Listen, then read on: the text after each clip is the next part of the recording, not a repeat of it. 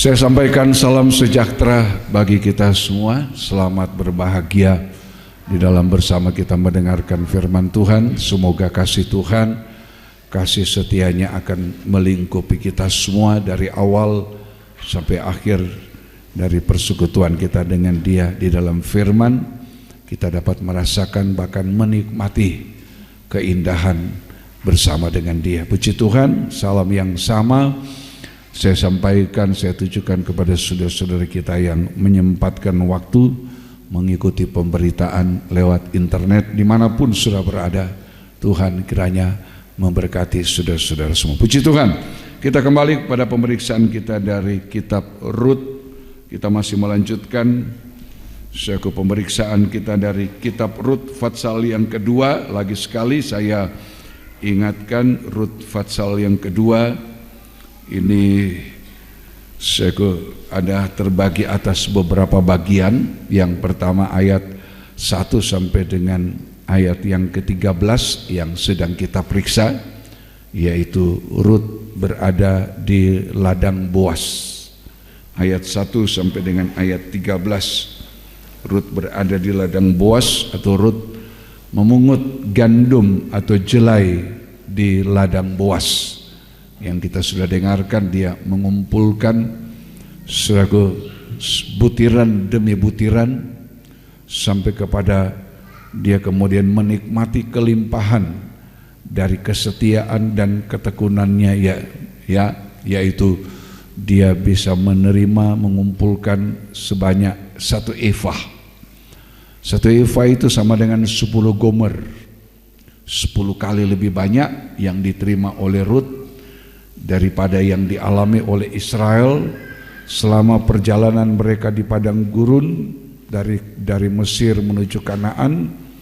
40 tahun mereka dipelihara dengan mana yang turun dari sorga. 1 orang 1 gomer, ya, 1 orang 1 gomer. 1 gomer itu 1/10 efah. Sementara Rut untuk 1 hari sama dengan Israel, 1 hari 1 gomer 1 orang. Sementara Rut dia boleh menerima kelimpahan, yaitu 1 efah sama dengan 10 gomer. Itu hasil dari kesetiaan, hasil dari ketekunan.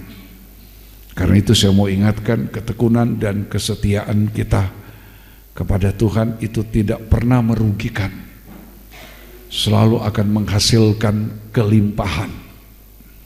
Sebagaimana Fatsal 2 dari kitab Rut ini Fatsal yang dalam pelajaran tabernakel berada dalam tanda pelita emas. Pelita emas dia bukan hanya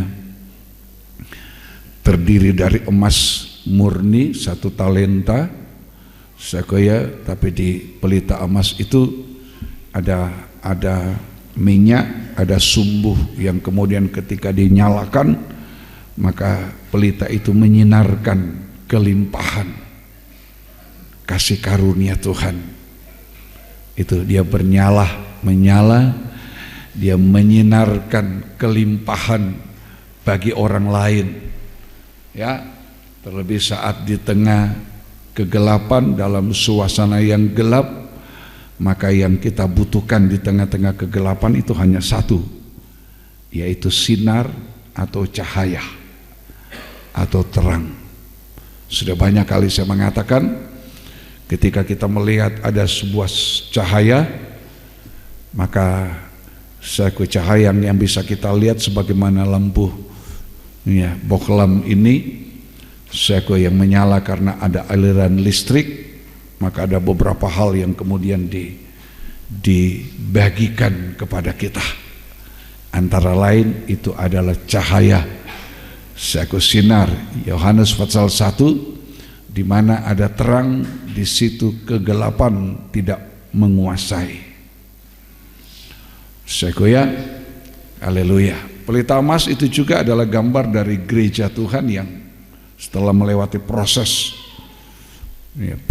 pemukulan, proses pembakaran, karena pelita emas yang dibuat dari 1 talenta emas itu dari emas yang dibakar, dipukul menghasilkan pelita.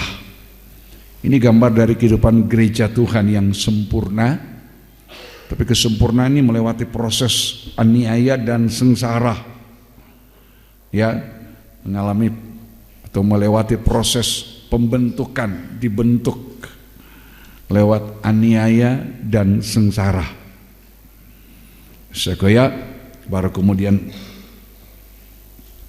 dihasilkan ada sebuah pelita, ya.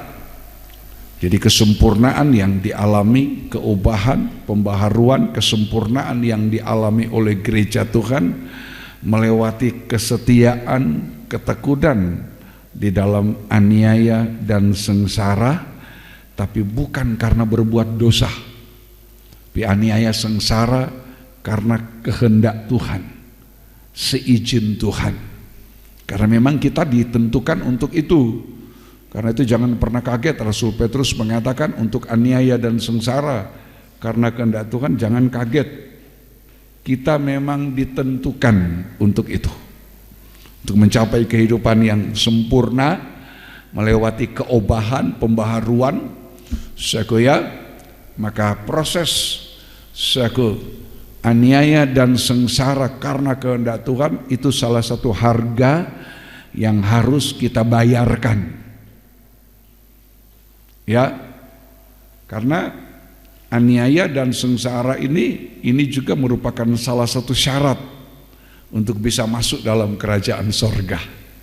Aneh memang, tapi itu jalannya yang ditentukan oleh Tuhan bagi kita. Kisah 14, kita lihat sedikit ini, Kisah Rasul Fatsal yang ke-14. Karena itu jangan pernah kaget ya, kalau kita setia sungguh-sungguh dalam Tuhan, tapi justru ada aniaya, sengsara, ada penderitaan, jangan pernah kaget. Kalau itu terjadi, maka kita akan memperkuat iman kita, kepercayaan kita bahwa kita sedang berada di jalan yang benar. Ya, jadi kalau kita alami itu di tengah-tengah kesetiaan, ketekunan kita, maka kita sudah harus tahu bahwa itu harga yang kita bayar, dan itu artinya pengikutan pelayanan kita sedang kita berada di jalur yang benar. Ya, Kisah 14 ayatnya bisa temukan, ayat 22. Di tempat itu, ya, mereka menguatkan hati murid-murid itu dan menasihati mereka. Ya, dan menasihati mereka supaya mereka bertekun di dalam iman. Bertekun di dalam iman dan mengatakan bahwa untuk masuk ke dalam kerajaan Allah, masuk dalam kerajaan Allah, kita harus mengalami banyak sengsara. Ya. Untuk masuk ke dalam kerajaan Allah, kita harus, ini sesuatu yang tidak bisa ditawar. Kita harus mengalami banyak sengsara. Ini tanda dari pelita emas. Kehidupan yang mau jadi pelita emas ya harus begini, harus mau alami ini. Ya, harus mau. Ya, tidak bisa tidak. 2 Tesalonika 2 Tesalonika 1 Tesalonika 3, bukan 2 ya, 1 Tesalonika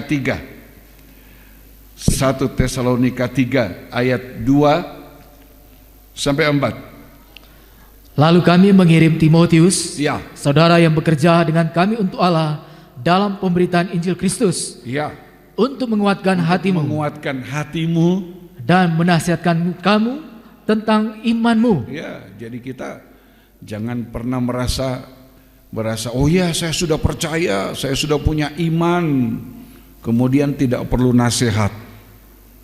Saya dari dulu orang yang bertekun dalam iman, bagus. Tapi jangan pernah lupa, kita membutuhkan nasihat. Ya, nasihat dari firman sekoya tentang iman kita. Bagaimana kita harus hidup dan bertekun dalam iman. Lihat ayat 3. supaya jangan ada orang yang goyang imannya karena kesusahan ini. Ya, kamu sendiri tahu bahwa kita ditentukan untuk itu. Kita ditentukan untuk itu. Ya, karena memang kita ditentukan untuk itu. Menjadi orang yang mengikut Tuhan, percaya kepada Injil, percaya kepada Yesus. Harga yang harus dibayar untuk bisa sampai kerajaan sorga. Kisah Rasul 14 mengajarkan kita sampai kepada suratan Tesalonika. Kita memang ditentukan untuk itu. Kata Tuhan juga, siapa yang mau ikut aku, dia harus menyangkal diri dan dia harus pikul salib setiap hari. Itu baru ikut aku. Belum kalau siapa mau masuk kerajaan sorga. Ya, ayat 4. Sebab juga waktu kami bersama-sama dengan kamu, kami ada bersama dengan kamu, telah kami katakan kepada kamu, katakan ulang kali kepada kamu, bahwa kita akan mengalami kesusahan, dan hal itu seperti kamu tahu telah terjadi. Iya. Ini yang Rasul Petrus bilang, jangan kaget. 1 Petrus 4 ayat 12 mulai. Jangan kaget kalau itu kemudian terjadi. Kemudian kita, waduh, kenapa bisa begini? Kenapa bisa begitu? Ketika itu terjadi, kita justru harus semakin memperkuat hati kita, memperkuat kepercayaan kita kepada Dia bahwa kita sedang berada di jalan yang benar. Karena itu kalau menjadi orang Kristen ikut Tuhan, maunya yang senang-senang saja, saya mau katakan itu bukan jalannya Tuhan. Ya, mau ikut Tuhan semua yang menyenangkan, asal senang ikut Tuhan senang, mau cari yang senang di dalam Tuhan, mau suka senang-senang saja dalam ibadah pelayanan. Begitu ada kesusahan langsung menyalahkan orang, menyalahkan Tuhan.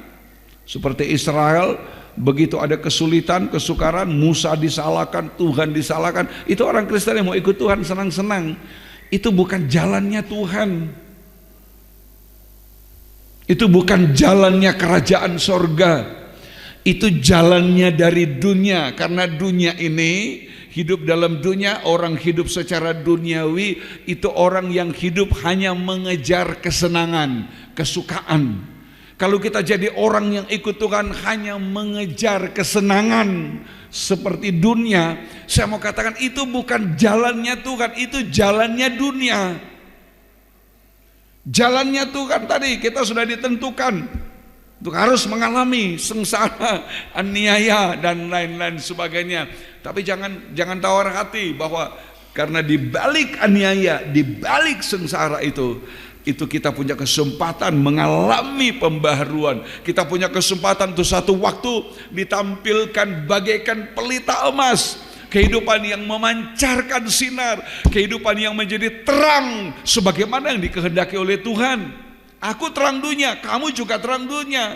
Untuk menjadi terang, sebatang lilin saja kalau menjadi terang, dia harus rela dibakar, sumbunya menjadi hitam, kemudian lilin itu harus rela untuk meleleh dari waktu ke waktu. Itu kan yang gampang begitu. Sebatang lilin kita pasang, sumbunya berwarna putih, begitu dibakar, dinyalakan, ada sinar, sumbunya berubah jadi hitam. Kalau sinar nyalanya mau tetap ada, maka batang lilin itu harus bersedia meleleh. Ya, seperti itu. Ya, haleluya. Puji Tuhan. Ya, duduk aja dulu. Kita kelamaan kamu berdiri nanti. Ya, jadi kita harus begitu, saudaraku ya, untuk menjadi mengikut Dia.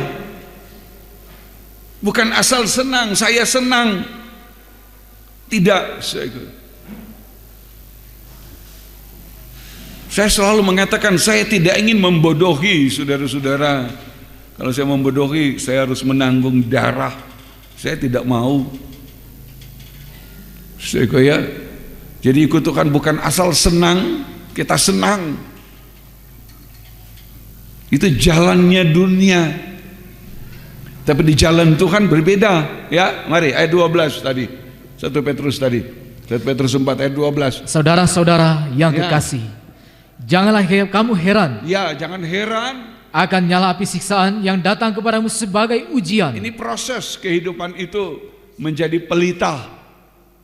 Proses kehidupan yang adalah pelita untuk memancarkan cahaya.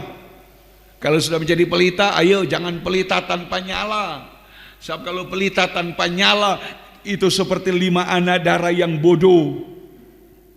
Dalam Injil Matius 25, ada 5 anak darah yang bodoh punya pelita tapi tidak punya minyak. Karena itu pelitanya padam. Nah, kalau kita sudah punya pelita, ayo biarkan pelita itu menyala. Kalau belum menjadi pelita, bawa hidup ini untuk dibentuk oleh Tuhan. Sekoya, itu proses pembentukan pelita. Sekoya, di zamannya Musa, yang pelitanya kita bisa lihat gambarnya di sini. Prosesnya dari sebatang emas, 1 talenta emas, kemudian dipukul, dibakar dan lain sebagainya, menghasilkan pelita. Kalau belum jadi pelita, bawa hidup ini. Sekoya, seperti setalenta emas yang murni. Kehidupan yang dia mau dimurnikan paling sedikit memiliki iman yang murni. Iman yang murni itu adalah iman yang dihasilkan oleh firman, bukan karena melihat, tapi karena pengalaman dengan firman. Mendengar firman, kemudian bisa percaya, yakin kepada firman. Mendengar firman, mengerti firman, percaya, yakin kepada firman. Itu iman. Iman yang benar, yang dilandaskan kepada kebenaran. Iman yang benar, iman yang sejajar dengan firman, dengan kebenaran.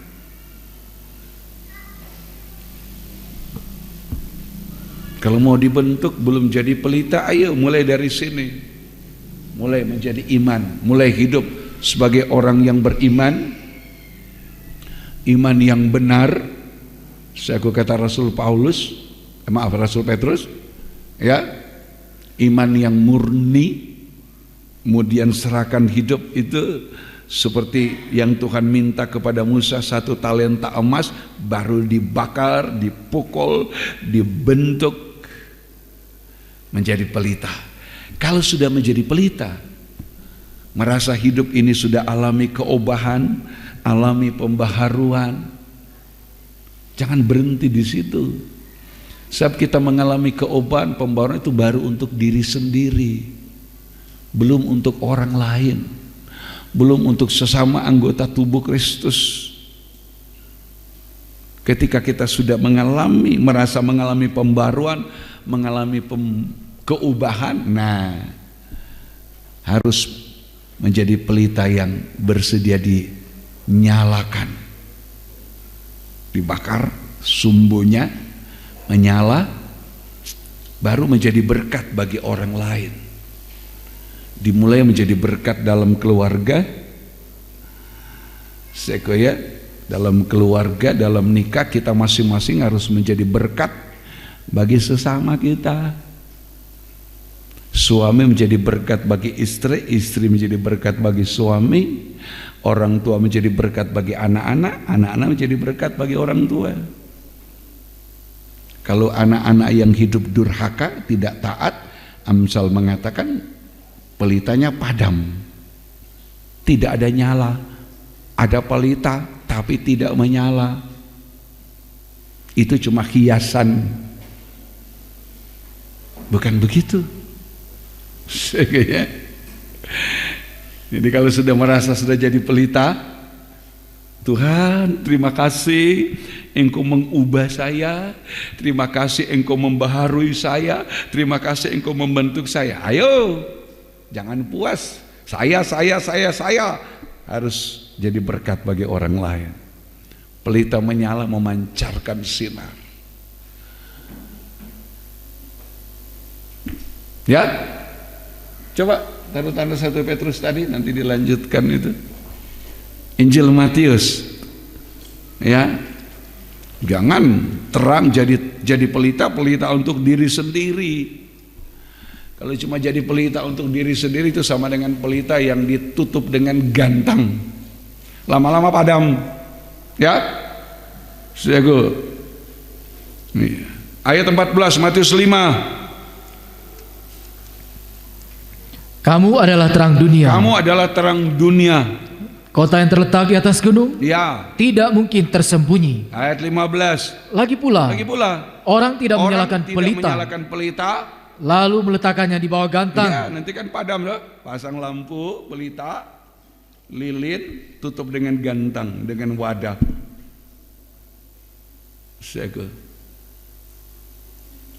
Nanti gantang, wadah yang pakai menutup dipenuhi dengan asap. Nanti pelita itu padam. Menjadi terang hanya untuk diri sendiri itu tidak ada gunanya. Jadi terang juga untuk, tadi saya bilang, mulai dari dalam rumah, lihat.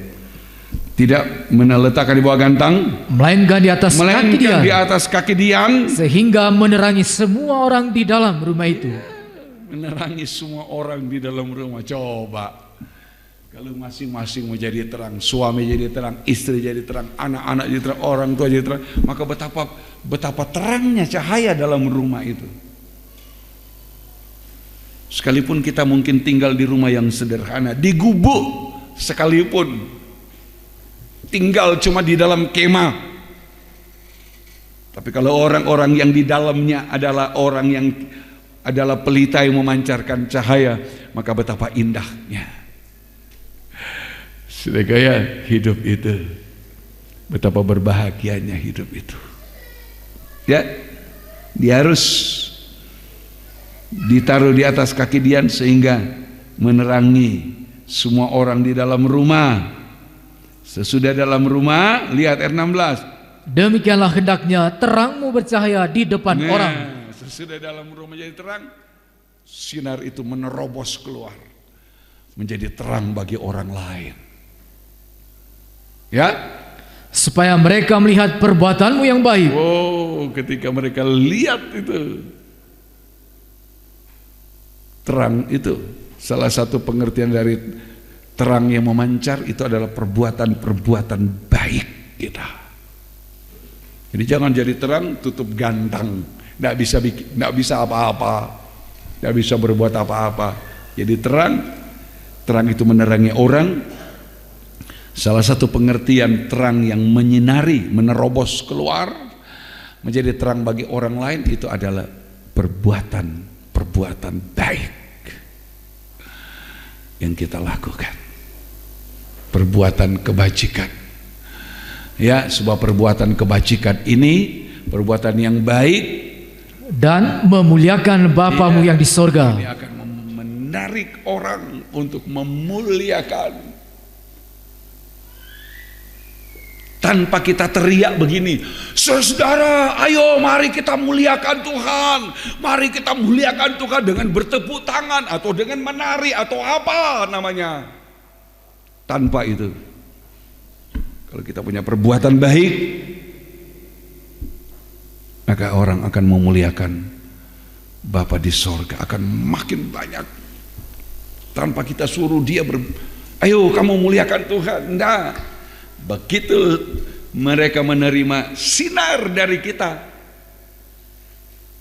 ada perbuatan baik, dia lihat, oh Tuhan engkau dipermuliakan karena dia begini. Itu kan tanpa kita harus teriak. Ya, orang akan memuliakan Tuhan, orang akan mengucap syukur.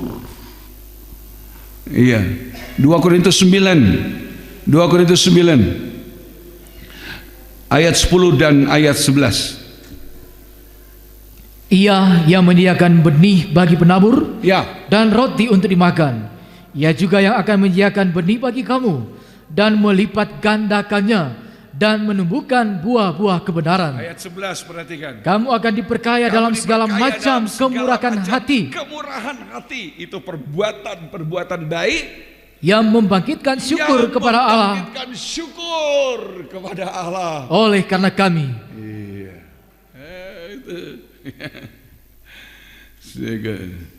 Kalau untuk yang begini sama dengan Matius 5, 2 Korintus 9, sekaya itu tidak perlu mesti jadi pendeta, mesti jadi gembala. Kita jadi kehidupan yang diubahkan, kita memancarkan sinar bagi orang lain, itu sudah menarik orang untuk memuliakan Tuhan, sudah menarik orang untuk mengucap syukur.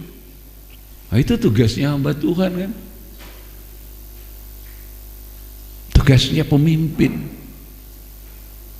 kan gitu. Coba kalau yang mimpin pujian, mari kita muliakan Tuhan, kan begitu.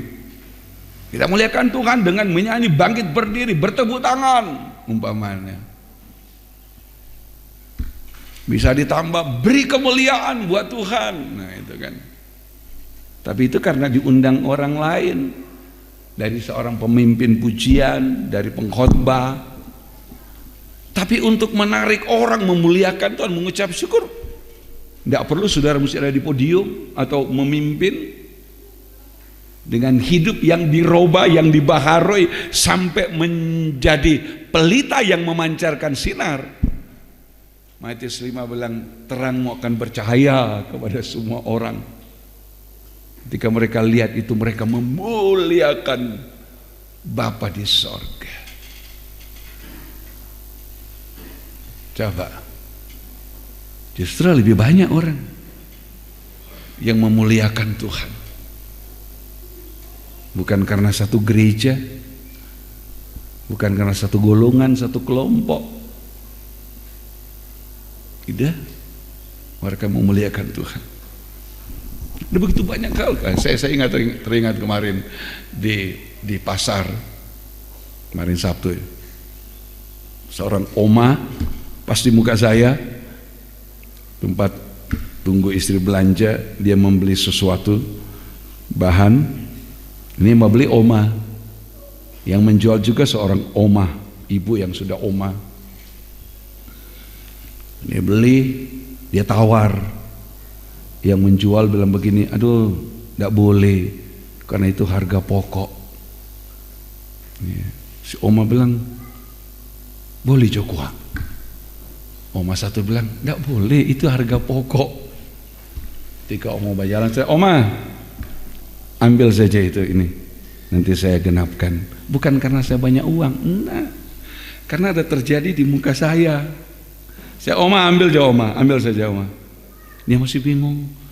Iya ambil aja, yang oma mau beli ambil. Dia pikir kurang nanti saya tambah. Apa dia bilang?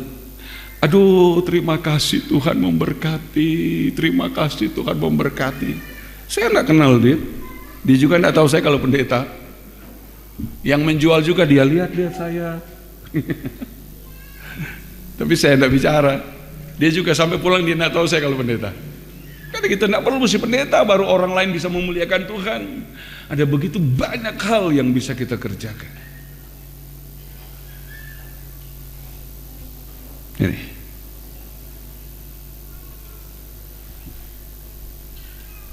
Ya, ini tadi saya bilang ini bisa dilakukan oleh siapa saja.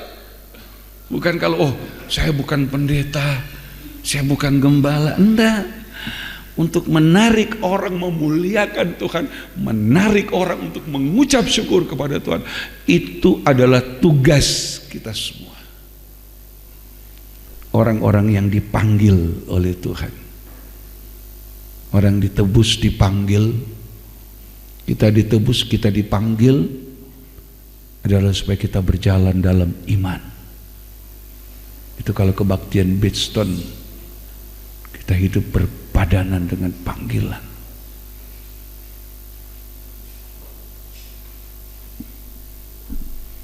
Ketika saya berbuat, saya tidak ingin dia tahu siapa saya, karena saya tidak ingin menerima pujian.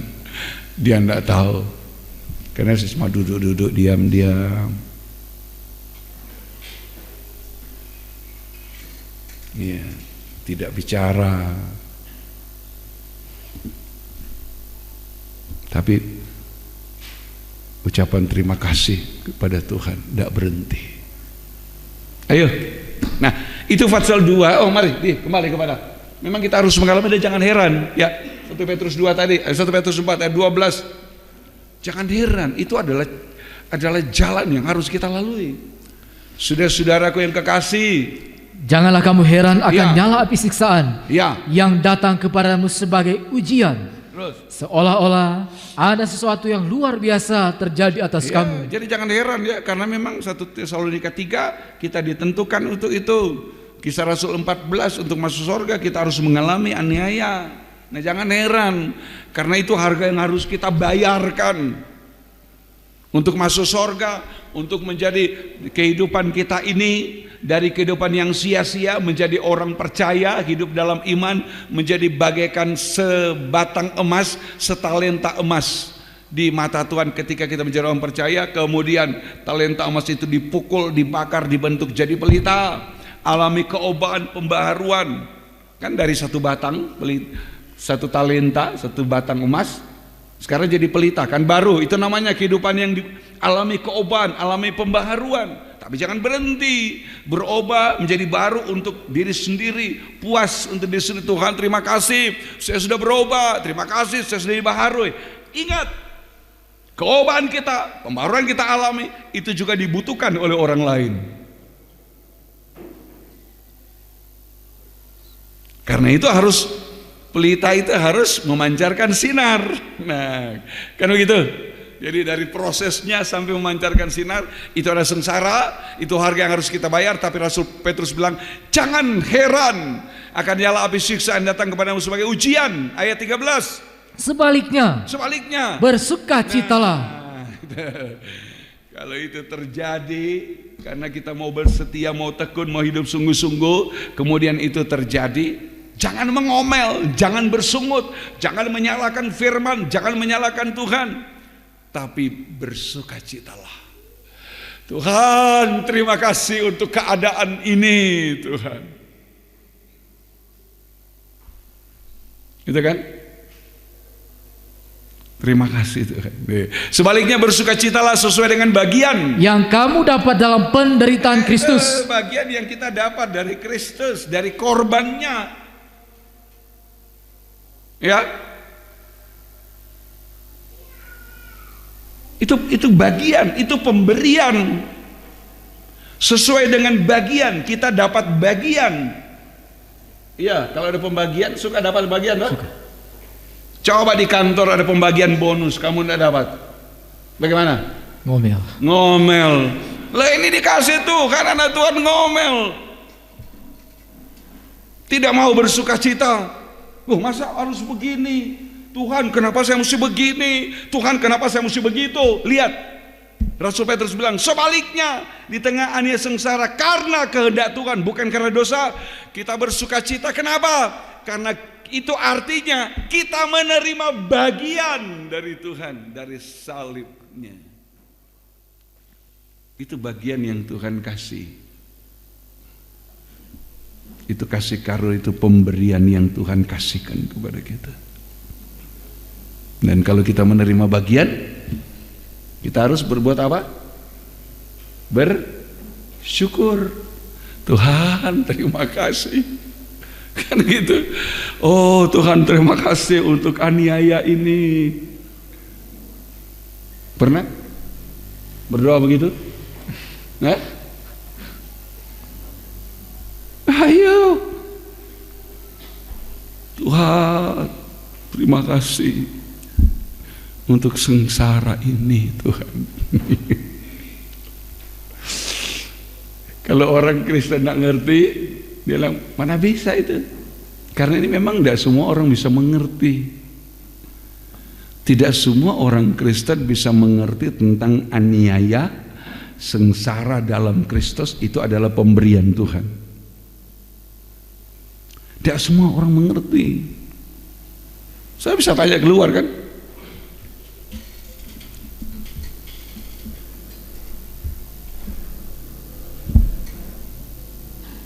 malah di waktu yang lalu bahkan sampai ditelepon seorang anak Tuhan bilang begini, Om mau dengar istilah itu saja, proses perobekan daging sama sekali belum pernah dengar. Itu cuma istilah. Ini kan perobekan daging, 1 Petrus 4 ini.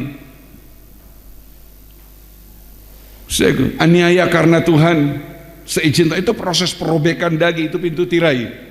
Ya, dia bilang, aduh kita belum pernah dengar. Jangankan mau mengerti, mau dengar saja. Istilah itu belum pernah dengar selama bertahun-tahun ini. Karena memang ini tidak semua orang bisa mengerti. Kalau orang itu mengerti, dia akan bersyukur, berterima kasih, Tuhan, terima kasih untuk apa yang Tuhan izinkan saya alami ini. Secara daging terasa sakit, tapi ini pemberian. Ya, saya bilang pemberian, dan tidak semua orang bisa mengerti karena memang hanya orang yang mendapat kasih karunia saja, hanya orang dikarunia. Kalau tidak, enggak. Filipi 1 ayat 29. Ya, mari kita belum selesai ayat 13, tapi supaya selalu ada kesinambungan.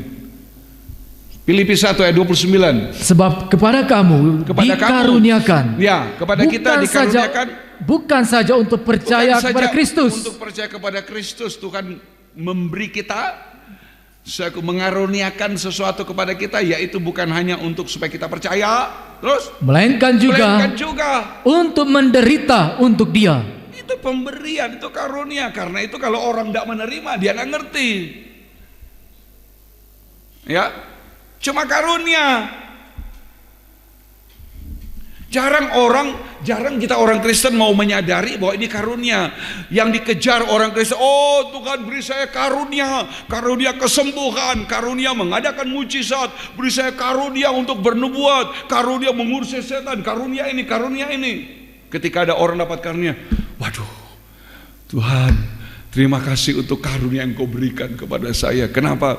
Karena waktu dia minta karunia, Tuhan kasih dia karunia. Karunia apa? Menyembuhkan orang sakit. Nah,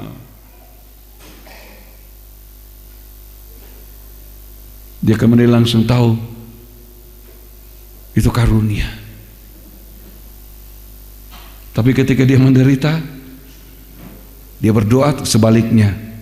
Waktu dia dapat karunia menyembuhkan, Tuhan terima kasih, siapa saya ini? Saya tidak berharga. Ini doanya orang Kristen. Saya tidak layak Tuhan, tapi Engkau kasih karunia saya untuk menyembuhkan. Terima kasih Tuhan, terima kasih. Itu doa orang Kristen begitu.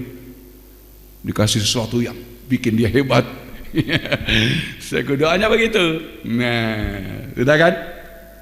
Berdoa sembuh, berdoa sembuh. Satu waktu dia alami penderitaan. Bagaimana doanya? Tuhan, kenapa padahal Engkau sudah pakai saya dengan kuasa kesembuhan, kenapa saya sekarang mesti menderita? Itu tidak ngerti kalau penderitaan karena Tuhan itu karunia. Memang dasar manusia kan begitu, cuma suka yang senang-senang, yang bisa membanggakan, yang bisa menimbulkan pujian.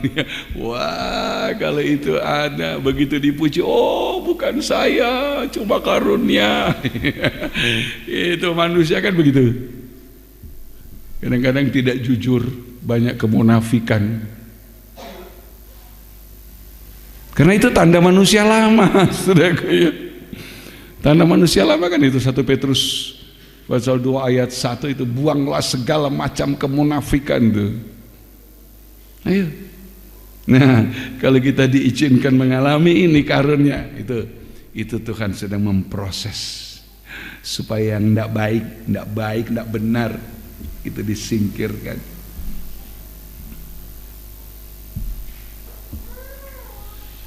Ya,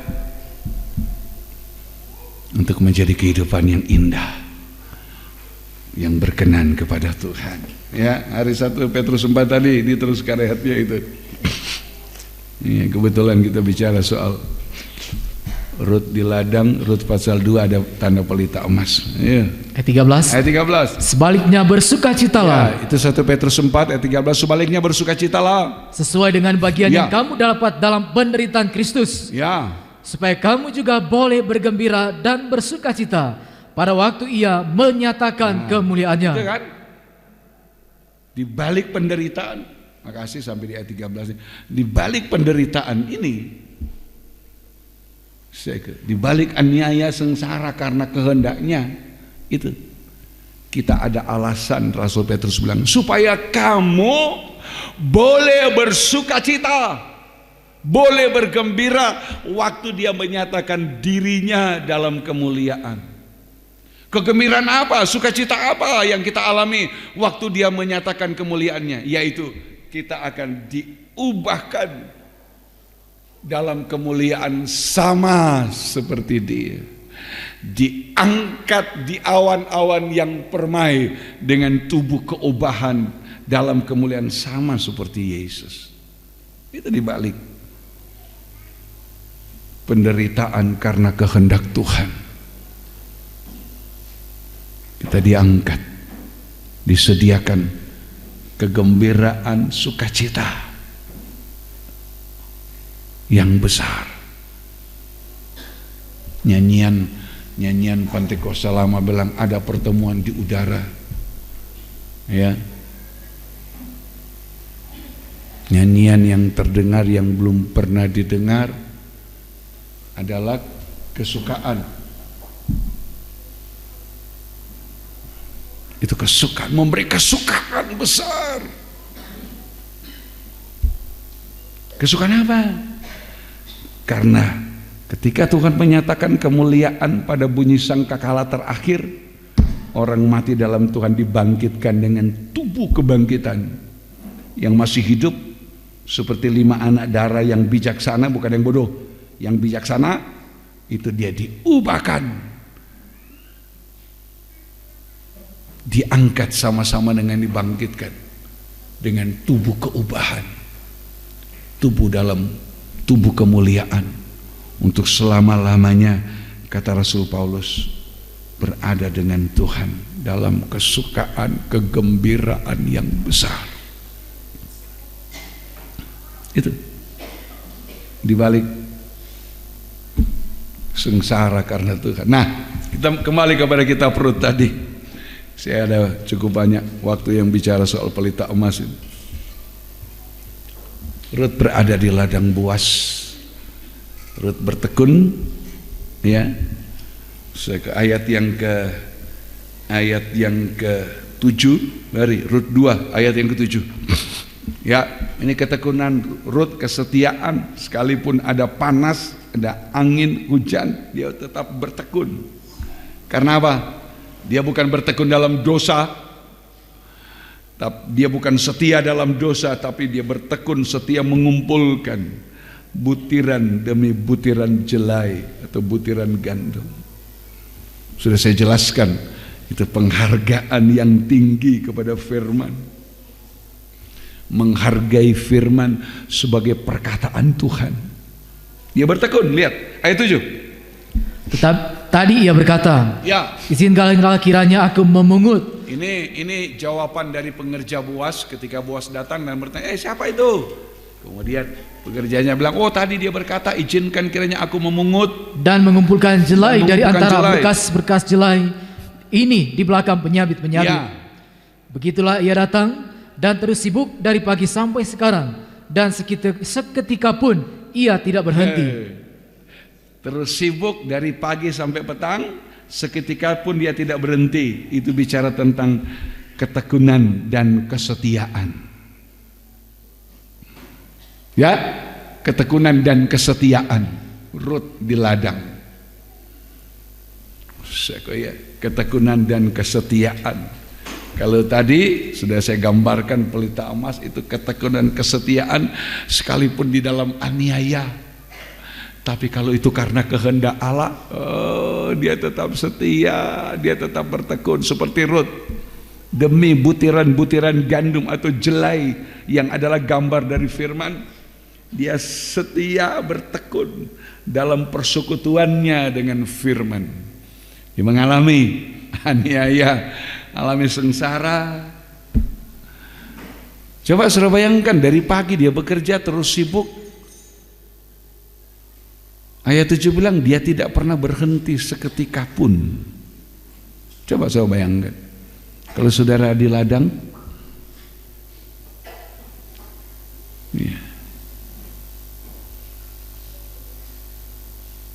Kalau sudah di ladang, kerjanya bukan kerja hari, bukan sewa hari, kerja borongan umpamanya. Dari pagi, apalagi panas. Kalau borongan dikasih makan enggak? Kalau borongan kasih makan atau? Ada borongan aturannya tidak dikasih makan ya, bawa sendiri. Begitu Danja. Ya, begitu toh? Ada borongan yang majikan yang kasih makan. Begitu ya. Ini borongan majikan yang kasih makan. Saya mau cerita nih. Udah kerja dari jam 8. Panas lagi. Ini sejam belum dapat lihat ada mau makan. Coba kira-kira yang orang kerja borongan, orang mau cerita apa? Waktu makan tapi makanan belum dibawa. Kira-kira mau cerita apa? Nah, mau kasih makan lihat orang ini atau nyanda? Kira-kira begitu. Itu bapak hukum tua itu senyum. Kayak gitu. Dari pagi ini sudah makan belum? Saya gaya. Bekulain kalau seperti kerja bakti di sini, makan. Oh tunggu, saya kelar dulu ini. Begitu ya. Kemarin coba begitu. Tunggu, mau selesaikan lu tuh sebagian ini. Nah, gitu. Kita lain itu. Rut lihat, wah, dia bertekun dari pagi terus sibuk tidak berhenti. Kesetiaan, ketekunan terhadap firman dalam situasi apapun, dalam segala keadaan. Susah, senang, dianggap menguntungkan, seperti merugikan, tapi terus dikerjakan. Ya, nah sebelum sampai kepada hasil 1 Eva yang 10 Gomer, kita lihat dari kesetiaan ketekunan Rut, kita lihat apa yang dikatakan oleh Boas kepada Rut. Boas di sini gambar dari Yesus sebagai mempelai laki-laki sorga. Ya, ayat 8, Rut 2 ayat 8. Sesudah itu berkatalah Boas kepada Rut. Ya. Dengarlah dahulu anakku. Tiba-tiba, padahal tadi Boas masih tanya, siapa itu perempuan itu? Pengerjanya bilang, oh dia perempuan yang datang bersama mertuanya Naomi. Dia itu perempuan Moab. Dia bekerja dari pagi sampai petang tidak berhenti. Tiba-tiba ayat 8, Boas langsung bilang, dengarlah anakku. Padahal dia belum kenal tuh. Tapi ada kesaksian. Para pengerja bersaksi kepada Boas. Siapa itu Rut? Ya, Rut tidak bersaksi tentang dirinya, tapi pengerja Boas yang bersaksi. Siapa itu Rut? Salah satu yang menarik perhatian dari Boas adalah dia bertekun dari pagi sampai petang. Tidak seketika pun dia berhenti. Itu yang dilihat oleh Boas. Kesetiaan dan ketekunan.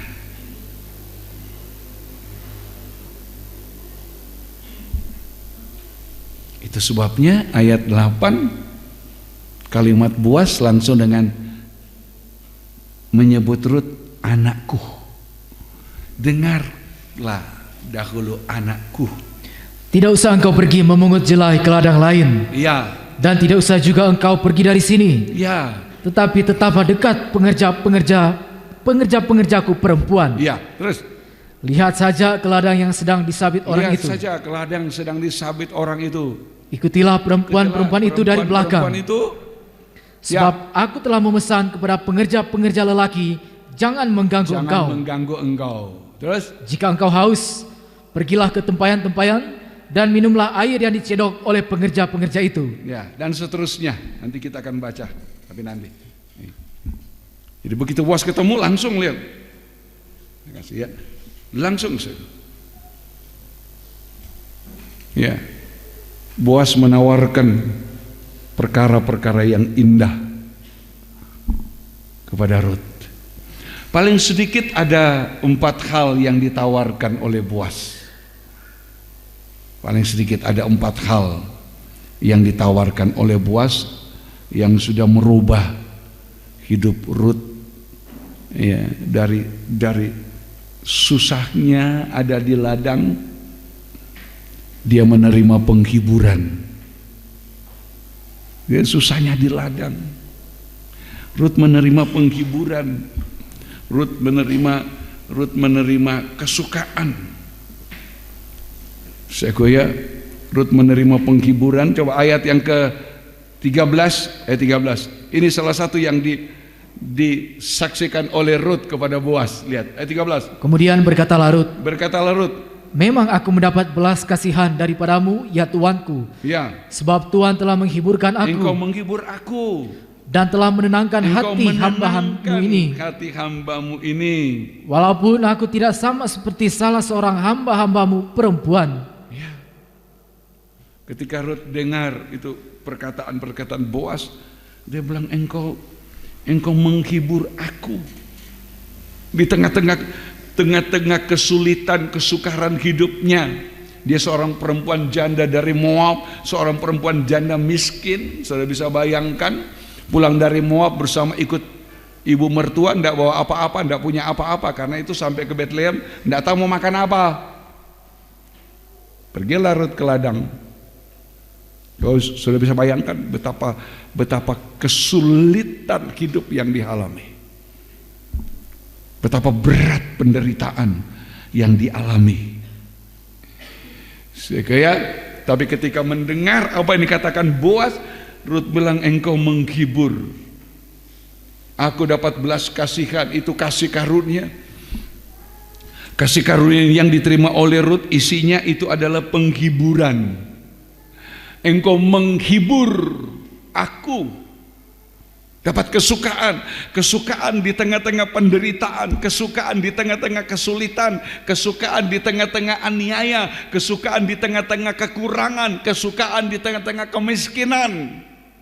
Kalau saya mau berkata miskin,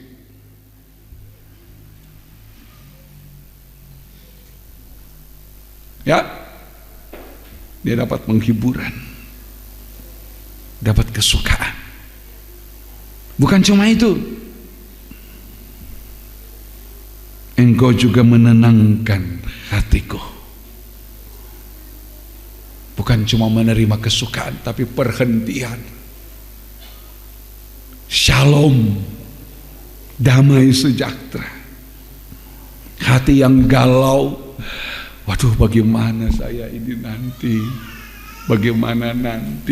bagaimana masa depan, bagaimana persoalan saya, bagaimana nikah saya, bagaimana suami saya, bagaimana istri saya, bagaimana anak-anak saya.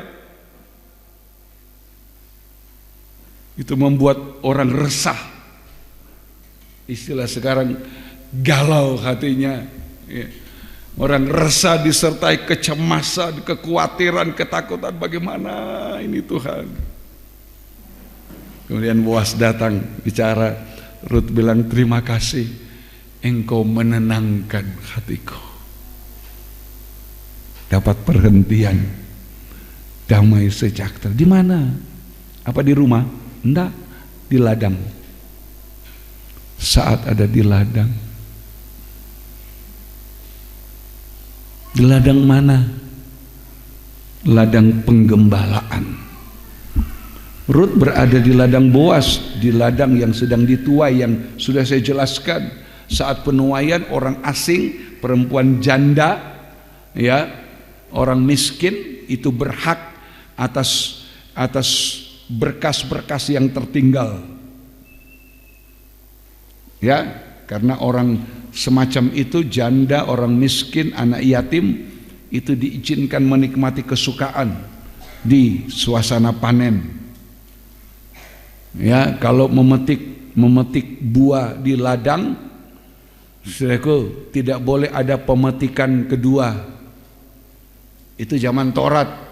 Kalau di zaman Taurat ini lagi panen cengkeh, tidak boleh ada baromis. Nah, itu miliknya perempuan janda, miliknya orang miskin, miliknya anak-anak yatim. Itu kata Taurat begitu.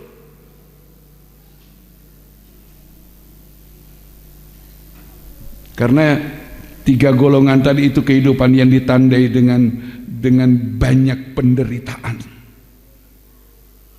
banyak aniaya, banyak kesulitan, kesukaran hidup. Karena itu ada aturan. Ya, itu Rut berada di ladang Boaz. Tapi Rut di ladang Boaz bukan cuma itu. Tapi Rut menjadi kehidupan yang tergembala.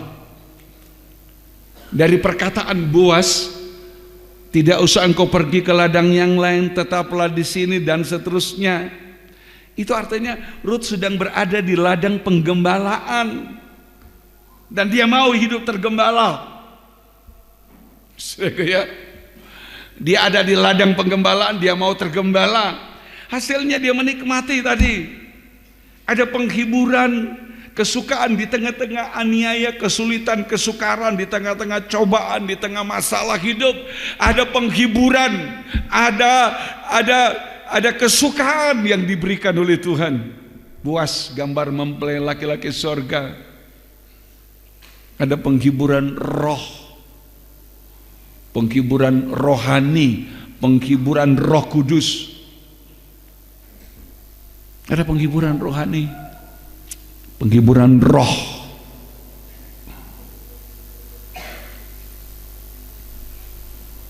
Ya, seperti kalau kita melayat di rumah duka, kita datangkan dua. Yang lalu saya sampaikan di sambutan, paling sedikit kita datang dengan dua hal. Kita bawa penghiburan rohani, penghiburan roh, spiritual. Kita bawa datang dengan penghiburan sosial. Kita ambil bagian dalam diakonia. Itu paling sedikit. Rut mengalami ini.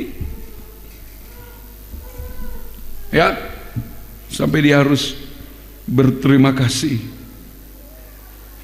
Ya,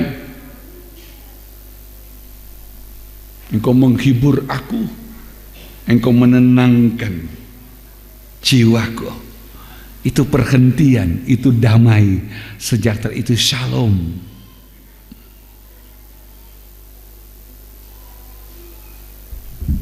Itu baru dengar perkataan begitu, saudaraku. Makanya selalu saya bilang, Tuhan tidak pernah mau merugikan kita ketika kita mendengar firman. Justru dari mendengarkan firman, dari mulai mendengar saja kita sudah berbahagia. Kata Wahyu 1 ayat 3, berbahagialah orang yang mendengar.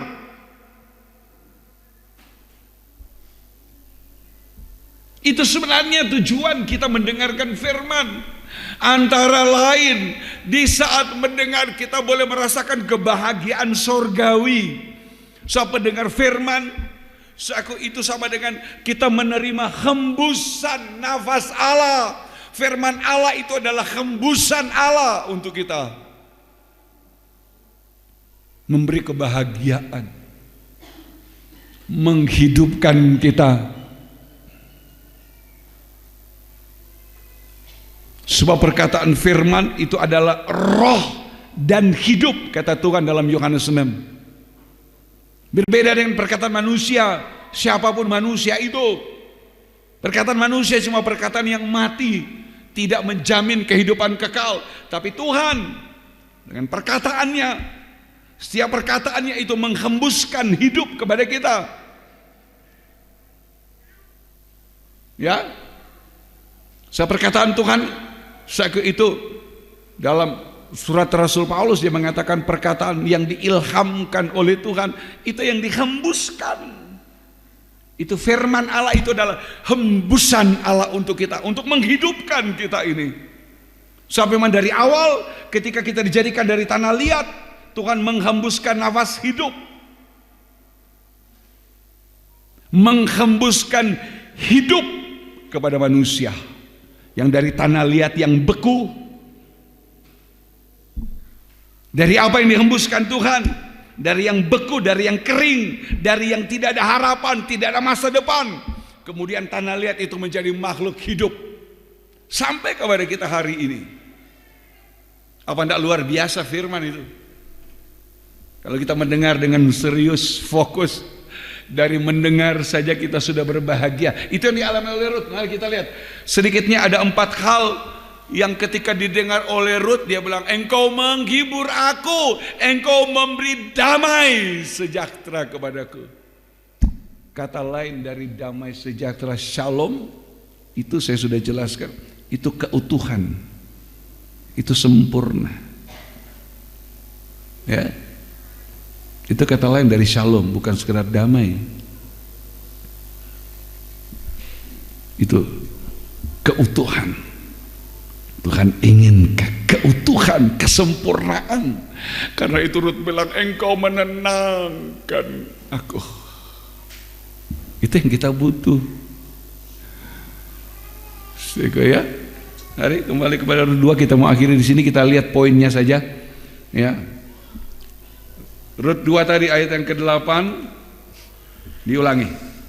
Sesudah itu berkatalah Boas kepada Rut, ya, dengarlah dahulu anakku, tidak usah engkau pergi memungut jelai ke ladang lain. Iya, makasih. Makasih. Ini yang pertama. Hal pertama yang disampaikan oleh Boas kepada Rut itu adalah tidak usah engkau pergi ke ladang lain, tidak usah memungut jelai di ladang yang lain.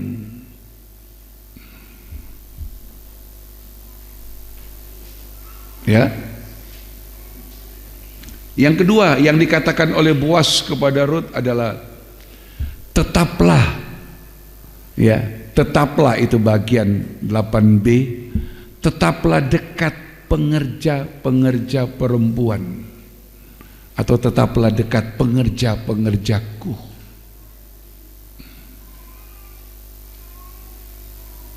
Jadi Boas bilang, kalau bahasa orang, kamu nyandak usah pi mana-mana, tetap juga di situ, tetap dendorang.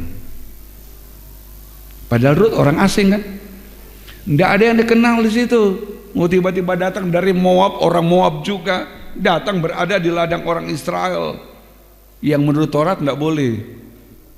Terus tiba-tiba Boas bilang, anakku, ngana jangan pi mana-mana, tetap di sini Jo, tetap dengan dorang. Apa tidak terhibur itu?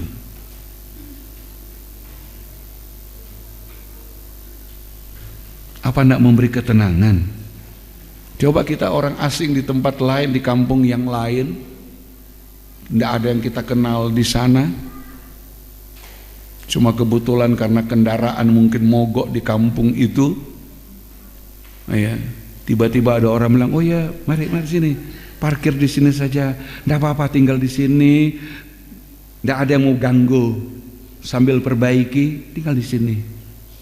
Apa tidak senang kita mendengar? Tapi coba tidak, kita kempes ban di pinggir jalan saja, terus datang orang-orang yang tidak bicara, lihat-lihat, pegang ini, korek ini. Bagaimana tuh hati?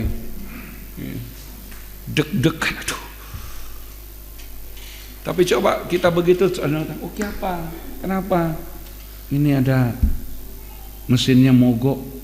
Oh coba mari parkir sini, tidak apa-apa. Tidak usah takut di sini, tidak usah aman. Tinggal ya, coba perbaiki. Terus datang orang lain, oh iya, perbaiki. Apa tidak tenang? Senang. Tapi coba yang datang, padahal mungkin dia dari kobong, dari ladang, tapi sedang menenteng. Ada samurai, terus apa itu? Terus samurainya mulai dipukul-pukul di jalan. Kamu itu dari mana? Kalau tanyanya baik, kalau tanyanya, kamu itu dari mana? Mau kemana? Rasa-rasa mau sebut nama Tuhan senyana jadi. Ya kan? So gemetar bagaimana sebut nama Tuhan? Oh Tuhan. Tuhan juga dengar apa yang dia bilang itu. Ayo, itu loh dari mendengar saya bilang tadi. Tidak usah pergi kemana-mana, tetap dekat pengerjaku. Itu yang kedua. Yang ketiga, aku sudah memesan jangan mengganggu engkau. Itu artinya tidak akan ada yang mengganggu. Yang ketiga yang katakan Boas, tidak akan ada yang mengganggu engkau. Ya, tidak akan ada yang mengganggu. Aku sudah memesankan supaya jangan mengganggu. Ya, itu pada ayat 9. Itu artinya Boas bilang, kamu tinggal di sini tetap dengan pengerja-pengerja perempuanku. Yang ketiga, tidak akan ada yang mengganggu engkau. Yang keempat, kalau engkau haus. Kalau engkau haus, pergilah ke tempayan, ambillah air dan minum. Itu 4 hal yang disampaikan oleh Boas. Hati Rut menjadi tenang. Oh Tuhan, terima kasih. Itu baru mendengar itu. Ya, itu orang mendengar. Dari mendengar, nanti pada ayat yang ke-14, Rut diajak makan, dipanggil makan bersama itu. Yang melayani Boas.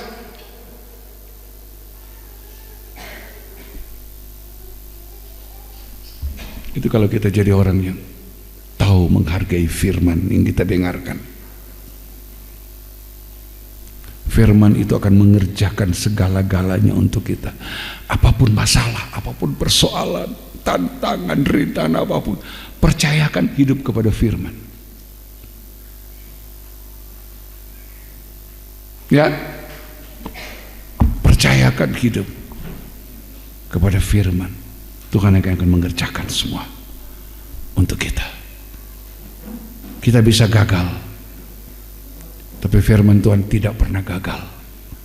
Yesaya 55 masih ingat? Tuhan bilang, ayat terakhir dibaca oleh Yesaya 55, dia tidak akan gagal terhadap apa yang kusuruhkan. Yesaya 55, seperti salju turun ke bumi, tidak kembali ke situ. Yesaya 55 ayat 10. Ayat 10. Sebab seperti hujan ya, dan salju turun dari langit ya, dan tidak kembali ke situ, melainkan mengairi bumi, ya, membuatnya subur dan menumbuhkan tumbuh-tumbuhan, memberikan benih kepada penabur dan roti kepada orang yang mau makan. Ya, saya sudah menjelaskan, memberi benih kepada penabur, roti kepada orang yang mau makan. Roti untuk pemeliharaan, ya, tapi benih untuk hidup masa depan kita. Masih ingat itu, ya? Roti untuk dimakan, menghilangkan rasa lapar, memenuhi kebutuhan kita hidup. Tuhan mau penuhi kebutuhannya kita, seperti roti untuk orang lapar, itu artinya kebutuhan dipenuhi. Tapi juga dikasih benih. Benih itu untuk apa? Ditabur dan menghasilkan buah-buah. Ini bicara tentang kehidupan masa depan.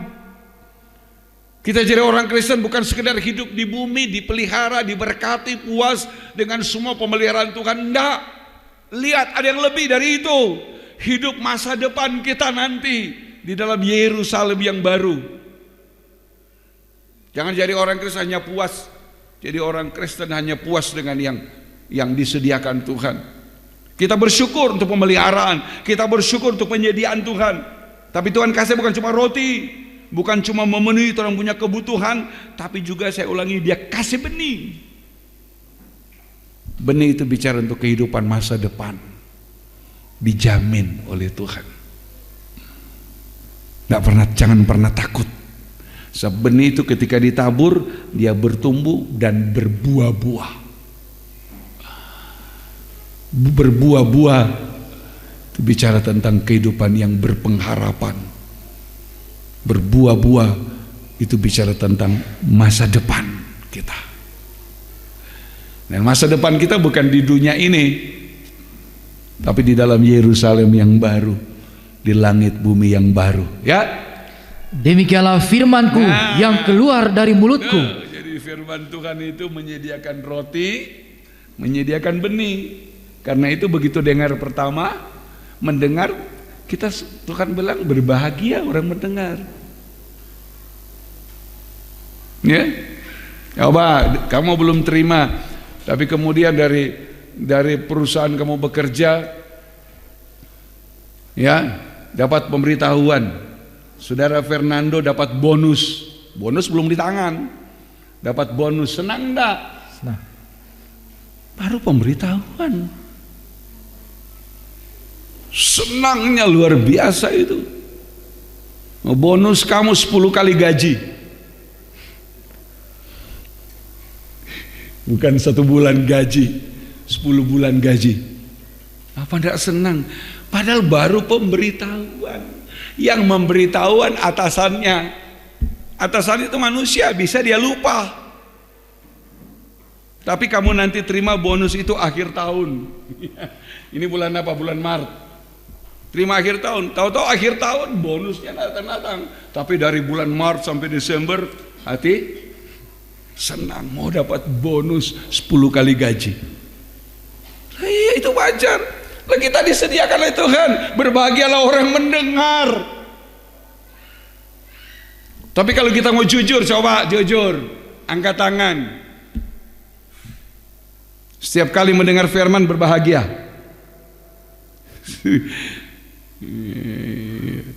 Kamu berbahagia dengar firman? Bahagia. Iya. Dari hati ya? Iya kan? Coba mendengar firman. Apa itu? Kok firman itu khotbahnya panjang, ayatnya banyak. Coba duduk nonton apa? Kamu punya kesukaan nonton? Sinetron apa? Ayo. Apalagi sinetronnya berseri dan so hafal baik-baik itu jam. Ya tak? Ada enggak yang kamu hafal jamnya? Ada sibuk, apalagi kalau buat ibu-ibu sibuk masak, sedikit jam. Oh, 5 menit lagi masih boleh goreng. Sudah, iya. Kalau firman, orang tidak pernah merasa berbahagia, jarang yang merasa berbahagia.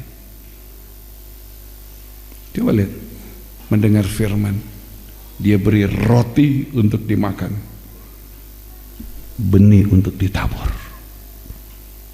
Tuhan tidak dusta. Ayat 11. Demikianlah firman-Ku yang keluar dari mulutku. Demikianlah firman-Ku yang keluar dari mulutku. Ia tidak akan kembali kepadaku dengan sia-sia. Ya. Tetapi ia akan melaksanakan apa yang ku kehendaki dan akan berhasil dalam apa yang kusuruhkan kepadanya. Ya kan? Tidak pernah gagal. Dari awal kita mendengar firman, itulah janji Tuhan, itu janji digenapkan. Tapi kita harus berbahagia mendengar firman. Ayat terakhir dibaca saja, Wahyu 1 itu. Ya. Ayat 3, Wahyu 1 ayat yang ketiga. Berbahagialah ia yang membacakan. Nah, terus dan mereka yang mendengarkan kata-kata nubuat ini. Berbahagia, jadi kamu yang membaca itu berbahagia. Berbahagialah ia yang membacakan. Ya, itu orang yang membacakan. Kalau di luar gereja tidak bawa Alkitab, di tempat pekerjaan, di pasar, di kerumunan orang kita membacakan firman, tidak perlu cari Alkitab. Yang sudah tahu, itu salah itu, karena ada ayat yang bilang begini, itu keliru. Kita sudah membacakan firman. Dia terima atau tidak urusan dia, tapi kita berbahagia sudah memberitahu. Kita gampang, tidak perlu bawa Alkitab, tidak perlu mesti cari Alkitab. Atau kalau punya handphone, nah langsung buka yang aplikasinya Alkitab. Kalau tidak percaya nih, kamu baca ayatnya. Tadi itu salah ini. Ada Alkitab di handphone? Ada. Nah itu, pakai. Hidup kita berbahagia, kok. Berbahagialah ia yang membacakan dan mereka yang mendengarkan kata-kata nubuat ini, dan yang menuruti apa yang ada tertulis di dalamnya, sebab waktunya sudah dekat. Kan? Berbahagia, kalau Tuhan bilang berbahagia, itu dialami oleh Ruth. Baru Boas bilang, anakku, jangan, tidak usah memungut di ladang yang lain, tetaplah dekat pengerjaku perempuan, tidak akan ada yang mengganggu engkau. Kalau haus, pergilah ke tempayan, ambillah air. Wah, senang. Padahal baru bilang. Tapi kita orang Kristen lain kali dengar firman, karena tidak berbahagia, malah mengomel, bersungut mendengar firman. Kita harus berubah, ya. Pegang firman. Wahyu 1 ayat 3 ini. Kebahagiaan kita ada di dalam firman. Jaminan hidup kita ada di dalam firman. Tuhan memberkati. Kita bangkit berdiri.